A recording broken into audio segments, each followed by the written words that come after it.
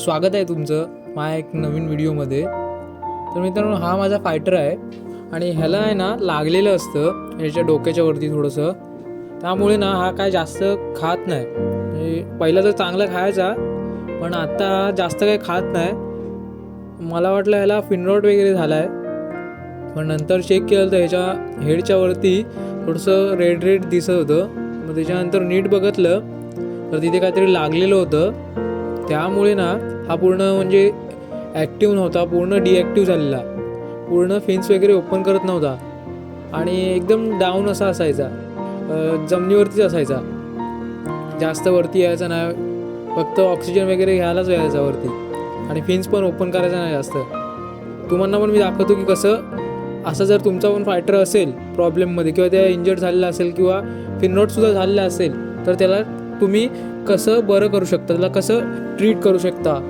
तर आपण एक बरणी घेणार आहोत।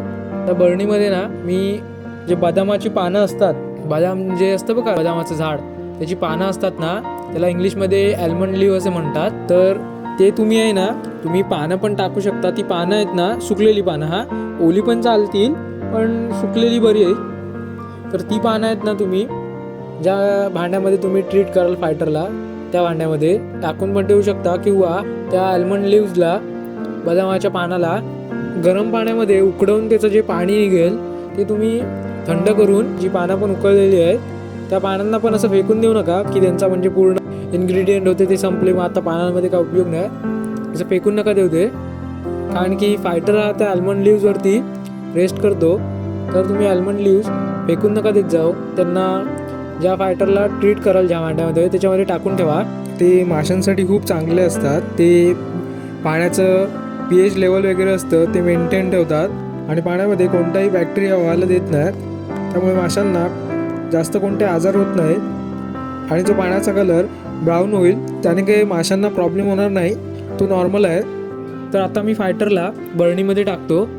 तर तुम्ही फायटरला जर बरं नसेल तर तुम्ही त्याला खायला मध्ये मध्येच टाका, म्हणजे जास्त टाकू नका। म्हणजे समजा की तुम्ही दिवसातनं 2दा टाकताय फायटरला खायला, तर तुम्ही एकदा टाकू शकता। जर तो काहीच खात नसेल तर मग त्याला खायला टाकायची गरज नाही त्याला, म्हणजे जोपर्यंत तो स्वतःहून खात नाही तोपर्यंत म्हणजे त्याला खायला टाकू नका। तुम्ही खायला टाकून बघा थोडा वेळ, जर त्याने नाही खाल्ला एक 5-10 मिनिटाच्या आतमध्ये तर ते खाणं रिमूव्ह करून टाका। तो बरा झाला की स्वतःहूनच खायला लागेल। तर आज मी याला खायला टाकतो मॉस्किटो लार्वा, बघूया हा खातो काय। कारण की याला मी ब्लड वर्म ट्राय केले पण ब्लड वर्म तो खातच नव्हता, मग बोललो मॉस्किटो लार्वा टाकून बघूया। मग त्याने ते मॉस्किटो लार्वा खाल्ला। दुसऱ्या दिवशी मग मी बोललो, दुसऱ्या दिवशी मी त्याला मॉस्किटो लार्वा नाही टाकले, त्याला ब्लड वर्म टाकले आणि त्याच्यानंतर हा बघा याची कंडिशन थोडीशी सुधारत आहे, म्हणजे थोडासा ॲक्टिव्ह होत आहे। आत्ता फायटरला ट्रीट करून 3 दिवस झालेत आणि तो एकदम मस्त थोडा ॲक्टिव्ह होत आहे। आणि आज त्याला मी परत ब्लड वर्म टाकणार आहे खायला, तर आज तो जरा पटापट खायला लागतो ब्लड वर्म आणि त्याचे फिन्स पण चांगले ओपन होत आहे आणि तो थोडा जास्त ॲक्टिव्ह पण होतो आहे। आज आहे 4था दिवस, तर आज मी फायटरला खायला टाकणार आहे, ब्लड वर्म नाही टाकणार आज। तर त्याला मी आज श्रिम्प टाकणार आहे खायला, श्रिम्पचे छोटे छोटे पीस करून टाकणार आहे। आणि तुम्ही पण असं त्याला म्हणजे जेव्हा तो आजारी असतो किंवा त्याला काय इंजर्ड झालेला असतो किंवा फिनरॉट वगैरे झालेला असतो, तर असं तुम्ही वेगवेगळं त्याला फूड खायला देऊ शकता। तर याला आज मी श्रिम्प देणार आहे खायला फायटरला, आणि हा बघा किती आवडीने श्रिम्प खातो, त्याच्यामुळे त्याची हेल्थ एकदम लवकर रिकवर होईल जर तुम्ही असं वेगवेगळं फूड खायला दिलात तर। आणि बघा किती आवडीने खातोय फायटर श्रिम्पला। आणि आज आहे 5वा दिवस, तर आज फायटर पूर्ण मस्तपैकी फिरत आहे आणि पूर्ण ॲक्टिव्ह आहे, पूर्ण फिन्स पण ओपन करतोय, एकदम मस्तपैकी स्विम वगैरे करतोय।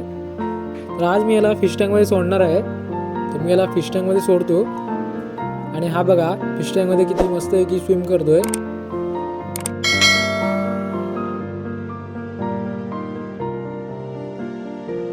सो हा होता आजचा व्हिडिओ।